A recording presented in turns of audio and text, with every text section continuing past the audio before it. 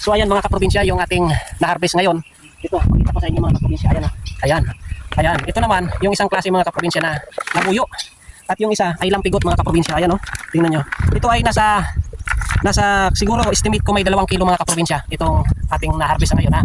Kukunti lang mga kaprobinsya yung puno na to. Pero napakabunga kasi mga kaprobinsya. Kung hindi lang na binagyo at tinamaan siya ng malakas ng hangin, nagkabali-bali yung sanga, pero buti naman naka-survive. Ito na siya mga kaprobinsya. 2 kilo. Kung sa market mga kaprobinsya, kung nasa sentro to, bibilhin 1.3 mga kaprobinsya ang presyo ngayon. So ibig sabihin, kung 2 kilo to, nasa 2,600. Pagpalagay mo mga kaprobinsya, 2,000 na lang. 2,000 mga kaprobinsya.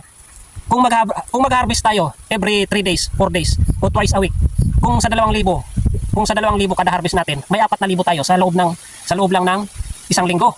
Ganun kahalaga mga kaprobinsya yung pagtatanim. Kaya napaka-importante na tayo ay magpatuloy na magtanim dito sa ating area. Dahil tingnan nyo mga kaprobinsya, nakaka-inspire siya. Konti pa lang, itong tinanim ko tong mga kaprobinsya, parang partial ko pa lang to at practice lang. Dahil may isang puno mga kaprobinsya na nakita ko dyan na parang inipot lang ng ibon. Tapos nabuhay siya, nakita ko siya sa gubat. Nilinis ko siya mga kaprobinsya. Hinawanan ko, kinalis ko yung mga damo at inalagaan ko. At sobrang dami ng hinog mga kaprobinsya, ipinula ko siya. At ito na siya ngayon mga kaprobinsya. Tingnan nyo, nakapag-generate na ng income. Ito yung halimbawa na sa pagtatanim mga kaprobinsya, may income talaga. Kailangan mo lang tiyagain, kailangan mo lang, wag mong isipin kung kailan ka makakapag-harvest. Ang isipin mo, yung araw na naitanim mo siya dahil tuloy-tuloy na siya mga kaprobinsya, alagaan mo lang siya. Yun po yung mahalaga mga kaprobinsya. Kaya maraming salamat po sa lahat ng mga viewers ko, sa lahat ng mga followers, sa lahat ng followers at farmers diyan na Bicolanong Uragon. Buhayin po natin ang mundo ng agrikultura. Magtulungan po tayo, magsuportahan po tayo, palakasin ang ating katawan na siyang puhunan sa ating pagtatanim. God bless, peace bye. Alright, geng geng.